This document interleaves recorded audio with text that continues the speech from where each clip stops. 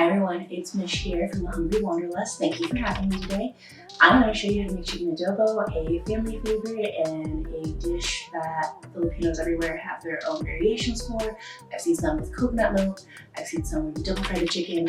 My family does a much simpler version, so we're going to go with, I would say, more of the classic version here today. Alright, let's get started. To make this, you're going to want soy sauce, white vinegar,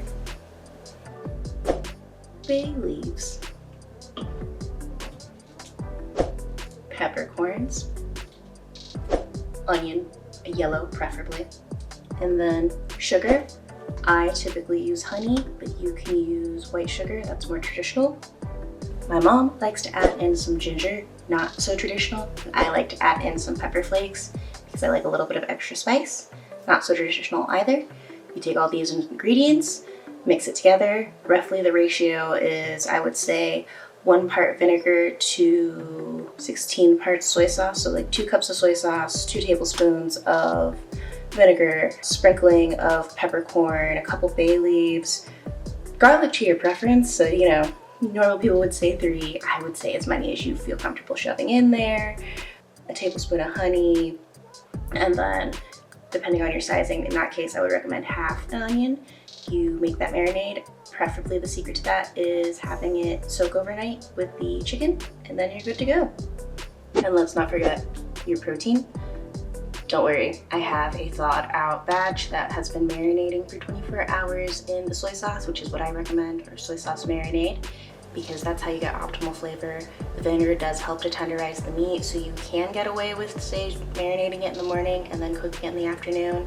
One of the beauties of Filipino Chicken Adobo, or any Filipino adobos, is that it's made to be quite versatile and quite easy to make on the go. Once you're done marinating, you can do the best part, cooking it. So this can stew on medium-high heat for about a half hour. If you prefer doing it in a more hands-off way, you can also put it in a slow cooker and cook that for 8 hours on low heat. It will be more tender.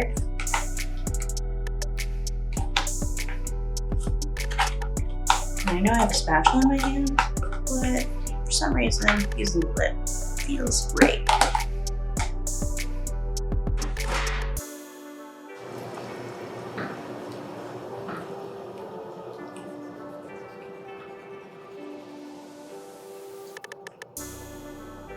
So I know my mom likes using the ginger in adobo to help reduce the smell of the meatiness of chicken. And honestly, I don't blame her. I enjoy eating meat, but the smell sometimes bothers me. I don't know if that's just as you get older, you start turning more into your parents or what, but I get it. All right, we're just gonna let this heat up and go.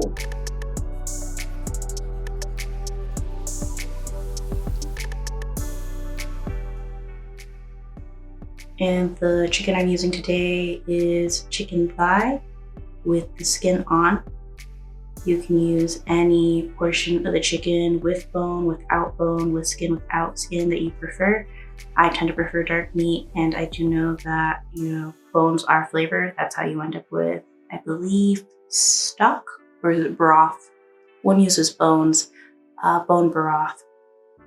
There we go.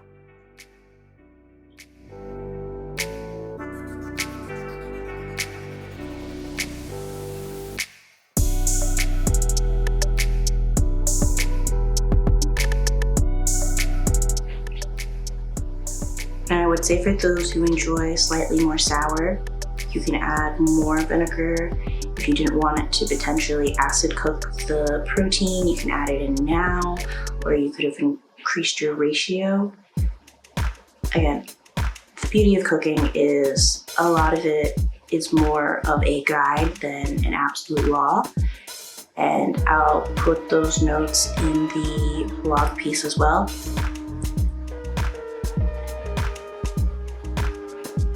Is actually why sometimes it's harder to write about the ideal ratio for cooking, because once you're so used to making a dish, you don't really use measurements as frequently when it comes down to cooking. Again, cooking, not baking.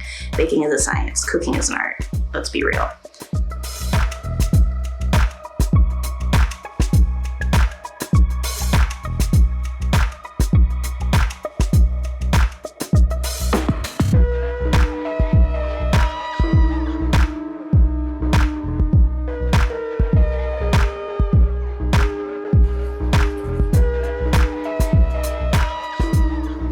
Starting to get hot enough that I will set my timer to check in 10 minutes and leave her covered.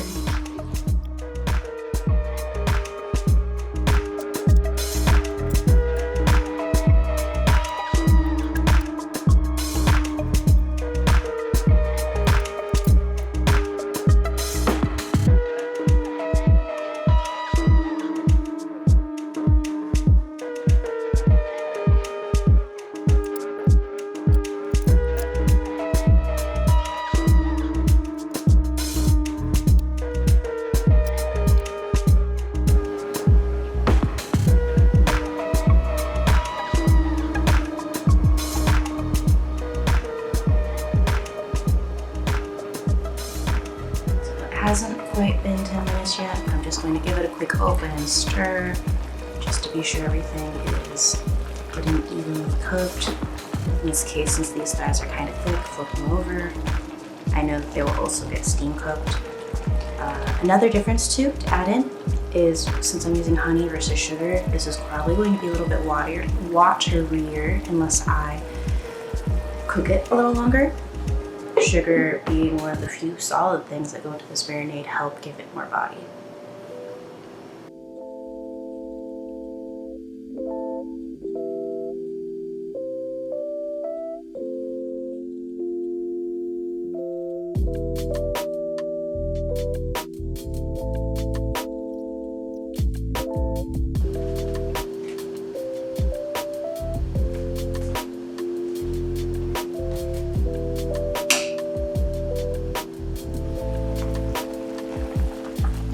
Sit after about 10 minutes, given the medium heat and how it's cooking with the lid on. I probably only need about 10 to 15 more minutes on this.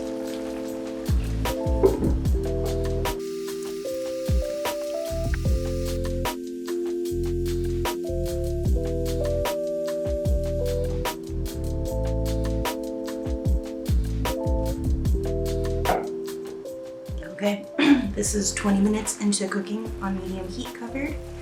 As you can tell, it is thickening up quite nicely.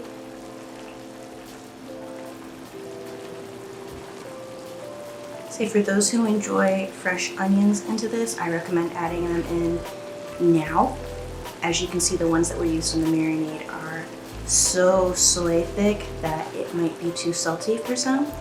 I don't know if I would use that with my rice, but we'll see. I'm just going to give this another 5 minutes, mostly to let the chicken, the center of it, be sure it's cooked all the way through and to let the sauce reduce a little bit more. You can tell it's definitely thicker, but since I used honey, I know I keep referencing since I used honey because it's truly not traditional, and it does make a difference on the technical term is mouth body feel, but I guess what you'd say is the thickness of the sauce. You know, I don't know about you all, but I like thick sauce, and right now this is not thick sauce. So 5 more minutes.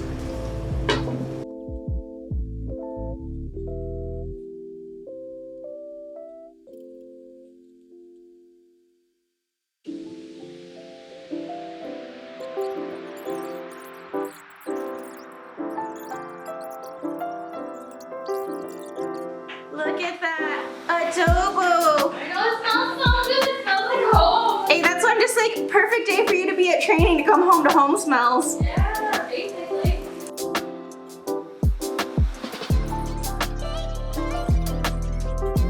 And this is chicken adobo with rice. It's so good.